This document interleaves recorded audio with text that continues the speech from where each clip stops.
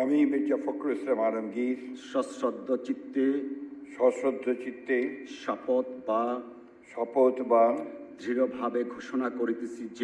দৃঢ়ভাবে ঘোষণা করিতেছি যে আমি আইন অনুযায়ী বাংলাদেশের রাষ্ট্রপতি পদের কর্তব্য বিশ্বস্ততার সহিত পালন করিব। আমি বাংলাদেশের প্রতি অকৃত্রিম বিশ্বাস ও আনুগত্য পোষণ করিব। আমি